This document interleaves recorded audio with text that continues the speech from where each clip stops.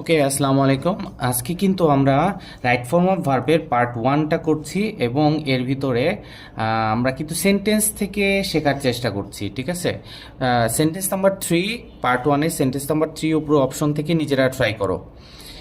ওকে, এখন এটার আনসারটা কি হবে? আনসারটা হবে এনলাইটেন্স। আমি এক্সপ্লেনেশনটা দিচ্ছি। ওকে, এনলাইটেন্সটা কেন? কারণটা হলো এখানে দেখো সাবজেক্টটা হলো সাবজেক্ট কি, সাবজেক্ট হচ্ছে সিঙ্গুলার, তো ভার্বও সিঙ্গুলার করতে হবে।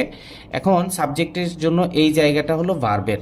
এখন ঘটনা হচ্ছে উপরে লাইট কিন্তু নাউন, লাইটটা কি নাউন, নাউনকে আগে ভার্ব বানাতে হবে, এই ভার্বকে তারপরে সিঙ্গুলার করতে হবে, ঠিক আছে? এটা লাইট, LIGHT, লাইট হচ্ছে কি তাহলে নাউন, এর ভার্বটা কি এনলাইটেন্স। মনে রাখবা কোনো একটা শব্দের আগে ইএন অথবা পরে ইএন যদি লাগানো যায় অথবা উভয় দিকেই, সেক্ষেত্রে এটা 100 ভাগ ভার্ব হবে, ঠিক আছে? আলোকিত করা, সেক্ষেত্রে এটা হলো আলো। আর এনলাইটেন এর অর্থ হলো আলোকিত করা। যেমন তোমরা একটা শব্দের সাথে পরিচিত, সেটা হচ্ছে লার্জ।